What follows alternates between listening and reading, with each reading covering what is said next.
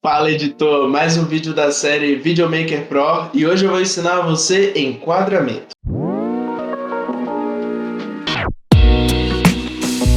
No último vídeo eu falei sobre onde colocar a câmera na cena e você percebeu que só o posicionamento da sua câmera já fazem uma diferença ali no seu vídeo. Ela pode cumprir a função de apresentar um ambiente, de realçar uma emoção, só mudando o lugar de onde você vai gravar. Agora a gente vai entrar mais a fundo ainda nesse quesito e a gente vai falar sobre enquadramento. O enquadramento, ele diz respeito a o que vai aparecer na sua cena, o que vai estar dentro do quadro, enquadrado. E existem vários motivos e soluções que o enquadramento pode te apresentar. E como o enquadramento diz respeito ao que vai aparecer na sua cena, o seu enquadramento vai depender de quantos atores tem nela, ou o que você quer mostrar na sua cena. Começando então quando você só tem um ator para apresentar. Quando você tem um ator para apresentar, você usa o enquadramento do single shot, do take sozinho. Esse take sozinho ele pode ser definido como limpo ou sujo, limpo ou poluído. Ele é limpo quando o seu personagem está sozinho na cena, atuando, e não tem nada ao redor dele ali que chame atenção para competir com ele, ou sujo quando tem muitos detalhes ao redor dele. Por exemplo, se você tem um personagem em destaque e atrás dele o cenário é mais limpo e não tem muitos detalhes que chamem a atenção, esse é um take limpo, como já é de se imaginar. Mas se você tem um personagem e no fundo dele existem muitos outros detalhes que chamam a atenção e que podem tirar ali a concentração de quem está assistindo, isso é um take sujo. Uma coisa que é importante dizer: eu falei que esse take é usado quando você só tem um personagem em cena, mas eu quero que você leve isso em consideração como personagem relevante para aquela cena. Porque se você faz o take de um personagem e no fundo tem uma multidão atrás dele, mas o personagem importante, o único que interage com a história é ele, você ainda está fazendo um single shot. Ou seja, podem ter mais de um personagem na sua cena, mas se você está focando em um personagem em especial, ainda continua sendo um single shot. E aí você me diz, como é esse enquadramento do single shot? Como é que eu faço ele? Você pode usar os recursos que eu apresentei no último vídeo. Você pode fazer um take wide e apresentar ele com o cenário. Você pode fazer um medium shot, começar a apresentar ele da cintura até o topo da cabeça, algo mais próximo, ou realmente aproximar a câmera e fazer um close. O importante desse enquadramento é colocar em xeque o seu personagem, colocar ele em destaque. Mas aí vamos dizer que o seu personagem começa um diálogo, tem uma outra pessoa nessa cena. Essa outra pessoa é importante para a trama e ela interage com o seu personagem principal de alguma forma. Você precisa enquadrar os dois personagens. Esse enquadramento pode ser simplesmente chamado de take de dois, ou enquadramento duplo, ou enquadramento de diálogo, fica a seu critério. O importante é que você entenda o conceito por trás do enquadramento. Qual é a importância desse take com duas pessoas?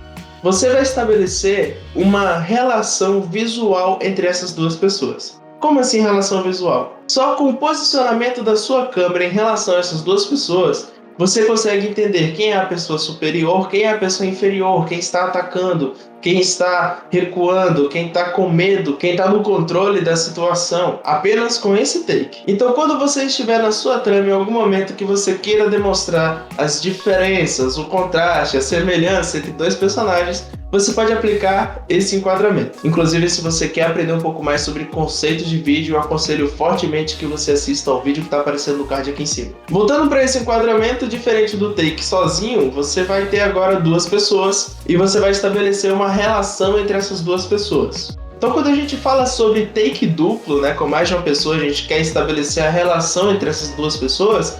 E quando a gente tiver 3, 4, 5, 6, uma multidão de pessoas, aí você tem um crowd shot, um take de multidão. E o objetivo dele é o mesmo do take duplo. É mostrar o movimento em grupo dessas pessoas. É um movimento uniforme? É um movimento conflitante? Há intrigas dentro desse movimento? Essas pessoas têm a mesma opinião? Essas pessoas não têm a mesma opinião? Tudo isso você consegue retratar com esse take de multidão. Ou seja, você vai retratar o relacionamento entre a multidão através desse take. Esse aqui eu já mencionei nos vídeos anteriores, mas não fui tão a fundo com ele. É o over the shoulder. Quando eu falei sobre o take de duas pessoas, quando duas pessoas aparecem na cena e a gente dá ali algum tipo de relação entre as duas, eu falei que você poderia estar gravando um diálogo. E um recurso muito utilizado pelo cinema e também pelos filmmakers em geral é o over the shoulder. O over the shoulder é um recurso em que você se aproveita do diálogo entre as duas pessoas e coloca a pessoa que está assistindo como parte daquele diálogo. E como você faz isso? No over the shoulder existe uma técnica. As duas pessoas estão conversando de frente. Vamos usar essa situação primeiro. Você vai traçar uma linha reta do rosto de uma pessoa até o rosto da outra. E daí você vai decidir o lado direito e o lado esquerdo. Vai escolher um desses dois lados e aí você só vai gravar desse lado da discussão. Você não vai ultrapassar essa linha. Por isso o nome famoso regra dos 180 graus. Porque você não vai completar a volta e nem vai cruzar a linha do meio. Então você vai se manter dentro dos 180 graus. Esse take ele tem uma função muito legal de colocar a pessoa numa posição mais próxima da cena, como se ela fosse um dos personagens, como se estivesse acompanhando a cena ali de perto, vendo a reação dos dois dialogando. E o nome over the shoulder, ou sobre o ombro, diz respeito a como a câmera vai ficar. Porque nesse ângulo de 180 graus que você vai fazer o seu movimento, quando você estiver próximo ali aos 0 graus ou próximo aos 180 graus, você vai colocar a sua câmera acima do ombro de um dos personagens. E aí você pode acompanhar as costas de um dos personagens e o outro personagem falando ou reagindo ao que está ouvindo. Agora um nome que ficou muito comum nas redes sociais nos últimos tempos. POV, ou POV, ou Point of View, ou Ponto de Vista. E o nome ficou popular mais ou menos pelo significado dele no cinema.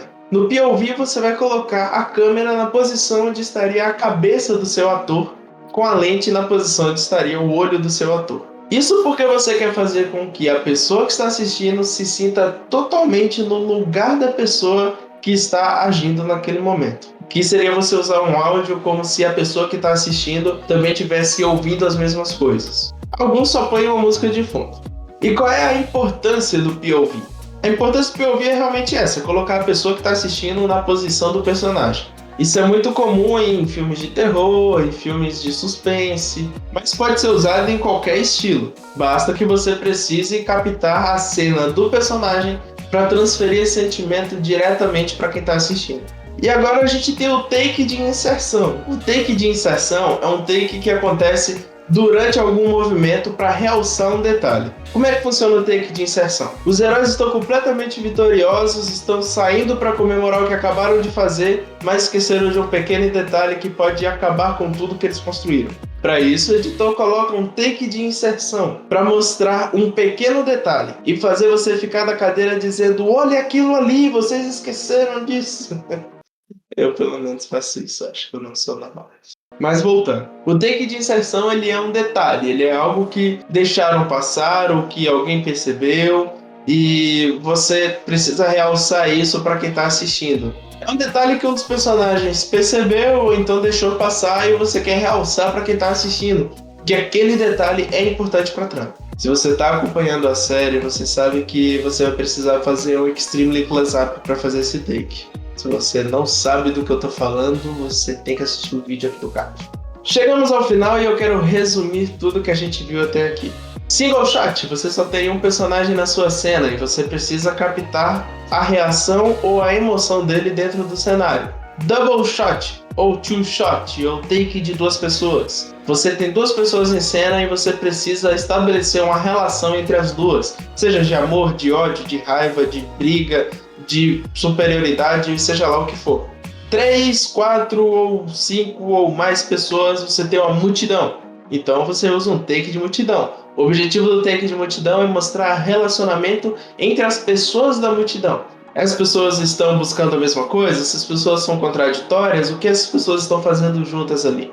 Over the shoulder, ou regra dos 180 graus, você está captando um diálogo e você posiciona sua câmera acima do ombro de uma das pessoas, mostrando o que a outra pessoa está falando ou reagindo ao que está ouvindo. E o take de inserção, você insere algo no vídeo, você insere algo que foi detalhe e que poderia passar despercebido de alguma forma pela pessoa que está assistindo.